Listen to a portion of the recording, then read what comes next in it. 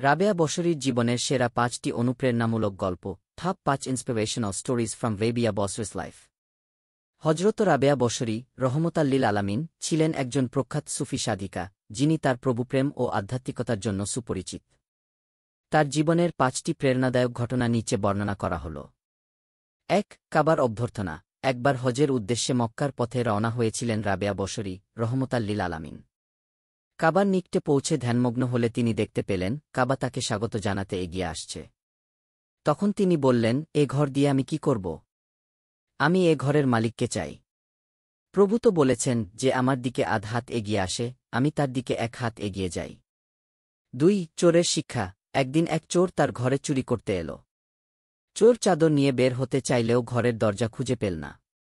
তখন অলৌকিক কণ্ঠস্বর শোনা গেল, হে হতভাগা! তুমি জানো কার ঘরে চুরি করতে এসেছ?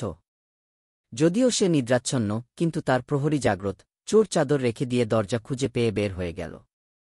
৩. বিবাহ সম্পর্কে দৃষ্টিভঙ্গি। রাবেয়া বশরী রহমতাল্লিল আলামিন বিবাহ করেননি।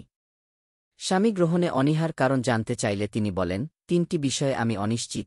১. ঈমানের সাথে আমার মৃত্যু হবে কিনা। ২. হাসরের মাঠে আমার আমলনামা কোনো হাতে দেওয়া হবে। ৩. আমি জান্নাতি না জাহান্নামী। যদি কেউ এগুলোর নিশ্চয়তা দিতে পারে, তবে আমি বিবাহ করব। ৪. প্রার্থনার গভীরতা। তিনি প্রার্থনা করতেন, হে প্রভু, বিচার দিবসে যদি আপনি আমাকে জাহান্নামে নিক্ষেপ করেন, তবে আমি এমন এক গোপন রহস্য ফাঁস করে দেব, যাতে জাহান্নাম আমার থেকে ১০০০ বছরের পথ দূরে পালিয়ে যাবে। ৫. প্রেমের প্রকৃত অর্থ। ভালোবাসা সম্পর্কে তিনি বলতেন, প্রকৃত ভালোবাসা সৃষ্টির আদি থেকে অন্ত পর্যন্ত স্থায়ী হয়। এর এক ফোঁটা যে পান করেছে, সে প্রেমাস্পদ আল্লাহর সাথে মিলিত হয়। এই ঘটনাগুলো থেকে বোঝা যায় হযরত রাবেয়া বশরী রহমতাল্লিল আলামিন এর জীবনে প্রভুপ্রেম, আধ্যাত্মিকতা এবং আত্মনিবেদন কতটা গভীর ছিল। রাবেয়া বশরী রহমতাল্লিল আলামিন এর জীবন থেকে আরও অনুপ্রেরণাদায়ক গল্প। ৬. আল্লাহর প্রতি নিঃস্বার্থ ভালোবাসা। একদিন কিছু লোক তাকে জিজ্ঞাসা করল, আপনি আল্লাহর ইবাদত করেন জান্নাতের আশায়, না জাহান্নামের ভয়ে?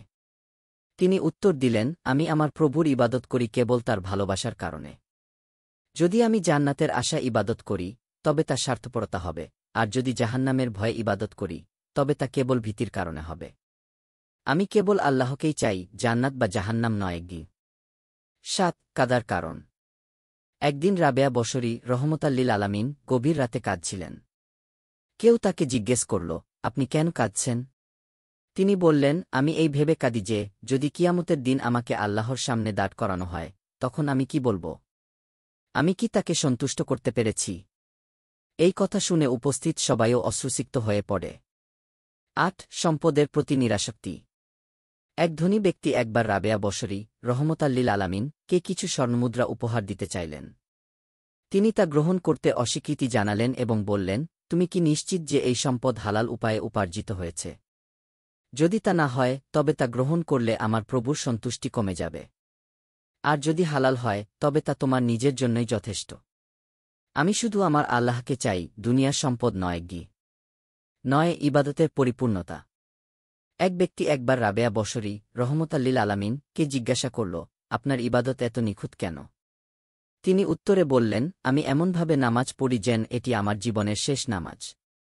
আমি এমনভাবে দোয়া করি যেন আল্লাহ আমার সামনে বসে আছেন। এটাই আমার ইবাদতের পরিপূর্ণতা। ১. আল্লাহর প্রেমে আত্মসমর্পণ। রাবেয়া বশরী রহমতাল্লিল আলামিন একবার বলেছিলেন, আমি আমার হৃদয় আল্লাহর প্রেমে এমনভাবে নিমজ্জিত করেছি যে, আর কোনো কিছুর জন্য এতে জায়গা নেই। মানুষ যখন কোনো কিছুর জন্য আল্লাহকে ডাকে, আমি কেবল তাকেই ডাকি, কারণ তিনিই যথেষ্টই। উপসংহার। হযরত রাবেয়া বশরী রহমতাল্লিল আলামিন এর জীবন কেবলই ইবাদত ও ত্যাগের এক অনন্য দৃষ্টান্ত। তার জীবন থেকে আমরা শিখতে পারি প্রকৃত প্রেম ও আত্মনিবেদন কেমন হওয়া উচিত। তিনি দুনিয়ার মোহ থেকে মুক্ত থেকে কেবল আল্লাহর প্রেমে নিজেকে সমর্পণ করেছিলেন, যা আজও মানুষের জন্য অনুপ্রেরণার উৎস।